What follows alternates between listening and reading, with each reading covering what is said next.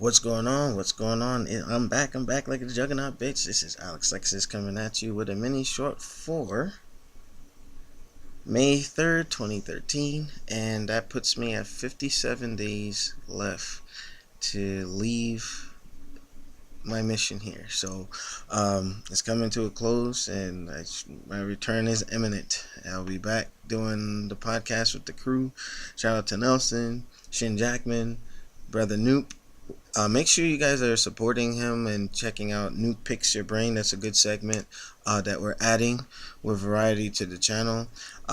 Check out DeMizzle's NFO Quick Hits, where he comes at you with a lot of like the breaking news that I'm unable to get on. So we're just trying this format to give everybody individual time, so that like if we go to different events upon my return, our audience members, especially in New York, would kind of have character development, so to speak, with the cast. So yeah, just make sure that you're checking us out. Shout out to Michael Hurdle, Tough Nerd Toys LLC. Make sure you support Danae. He has some real cool action figures from Masters of the Universe, Silverhawks, Thundercats, all your old school toy. If you're a toy collector, he's the man to see, and just tell him Alexlexus sent you.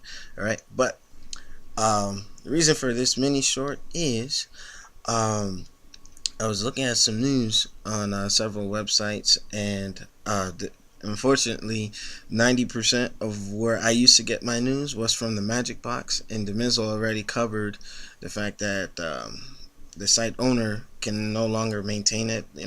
Real life got in the way, and I just hope someone else picks it up. But I've been looking at various sources, and IGN has put out some news on Sony and PlayStation Now, which I'm going to address later after the Nintendo topic. But Nintendo, there was rumors of supposedly at E3 this year that they were supposed to reveal another console, and I'm glad that rumor has been squashed. I don't think, despite all the negative things that have been happening with the Wii U and the mishandling, like Nintendo is still swinging, and that goes to show you that they're dedicated to their product, even though they fucked up. But I would have to say that with that being said, there will be no console reveal, even with some of the other stuff that they were showing with this concept of Nintendo's next console. It's still too soon. It's still too soon, because the Xbox One just is not even a year yet. You got the PS4, not even a year yet. So before Nintendo completely discredits themselves by going the route of just, hey, abandon ship and put out a new console, yeah, they need to write out the mistakes that they have to suffer them, so that they learn not to make the same mistakes going forward as a company. So I know I'm not sure how DeMizzle, Noob, Nelson, and Shinwa are gonna respond to that, but I'm very glad that Nintendo is not rushing to market with a new console. It is what it is. I believe that right now, with the new Super Smash Brothers coming out and other titles, the Wii U still has some life for that target audience that Nintendo has been trying to go for. Let's just hope that when Nintendo does indeed move on to another console, that they're able to attract, the mature gamer, but still keep their niche, And I think that that's probably something that will benefit Nintendo going down the line. But I can send you the links in the description below for that Nintendo news. So I'm pretty sure Alpha Omega Sin probably jumped on this topic, but if he hasn't, I would hope that he can do some more research than I'm able to do out here, and kind of get like a bigger picture as to what the forecast for Nintendo is going to be, because yeah, they really did drop the ball with the mishandling, mismanagement, and lack of clear direction for where their company and their industry was going. But with that being said, moving on to the next topic, I was let me pull up my notes. I saw something to the effect that EA is trying to link up with Comcast for direct streaming of games. Now, I don't know how I feel about this one. Uh, I mean, let's face it, the gaming industry is indeed changing. Um, a lot of focus and emphasis is now going to like the portable tablets and things of that nature, and it's just I believe companies are now like trying to adapt to survive. I mean, I get it, but if you think about it, if EA tries to do their own thing and just say, hey, you know what, we're going to link up with these cable companies and start streaming our games and so on and so forth. Hey, more power to you for the initiative, for that effort.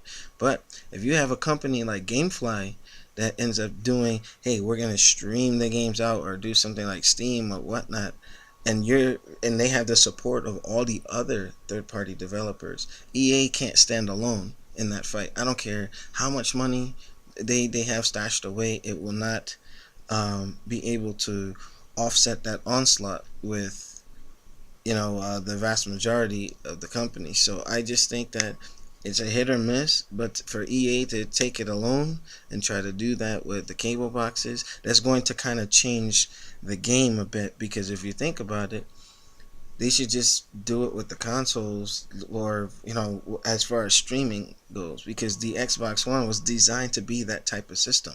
It's a slash cable box slash DVR slash such and such. Why try to go and reinvent something that's somewhat starting to get foundation? So I think that that's something that they need to revisit, and because I know Sony's doing the PlayStation Now and the streaming and so on and so forth. I mean, it is what it is, but I don't know if EA should try to solely do it on their own, because let's say they say, hey, screw the consoles and screw PC or whatever. That's stretching it a bit. They'll never leave PC, but if we ditch consoles and just go to straight cable boxes, think about how the cable box would have to change, because now each cable box would now have to essentially turn into its own PC, or hey, make sure that it can meet the specs and the demands, and there's just a lot of things that have to go into play, where it might bump up the prices of some cable boxes for Comcast. So now it's just like, should I do this or just stick with the console where it's just a little more convenient? But it remains to be seen. So that's just my thoughts on that. And also with the PlayStation Now, I'm happy and also disappointed in the same respect, because Sony, and I just watched this segment prior to the video where yes, you will be able to stream classic games from the old PlayStation library, PlayStation 3, so on and so forth, right? Fine and good. Good idea. Love it. In concept, my issue is, and those of you who watch some shows from back in December and early January where I was struggling to use my Xbox One, I still haven't got the update for my PS4 to play Blu-rays and stuff because of the lack of online. They're forcing all this online initiative, and you have to remember that there's soldiers that won't buy your stuff. I saw like a bunch of PS4s and Xboxes return to the PX because of this whole campaign. Streaming, it is what it is. Things are changing and we have to accept that, but if they have to also help accommodate all the folks that buy into their stock, so it's just, man, I told you how pissed off I was for the first couple of months. I couldn't use my Xbox One until I did the update, and even then I'm like, I think they just need to be careful with that. And then two, you rent games that you've already had. Like, let's say I have Alundra from a PlayStation, right? Great game, by the way. To me, that was better than Zelda, but that's just my opinion. But you have Alundra, right? And let's say I go on my PS4, and then I want to play that game. I have to rent it. or purchase a subscription in order to have access to all these games. Why pay for something that I already owned in the past? No, no, no, no, no, no. I mean, I know I didn't hear incorrectly, but unless IGN reported that wrong, that's how it's going to be set up, and that's the wrong answer. You know, if you already own it, there should be some sort of way to get like a redeem code or a voucher coupon or something so that you can have access to something that you paid your good earned money for. So I think that that's something that they need to look at. But with that being said, I just hope that Microsoft gets it together and figure out how they're going to do their backwards compatibility. The Mizzle had already covered the fact that the architectures between the two systems are just vastly different. So unless they're able to do patches just like they did with the 360, I mean, some games will work, some probably will need more patching, and so on and so forth. I mean, it just remains to be seen. But these major corporations are struggling to do what hackers can do in their sleep.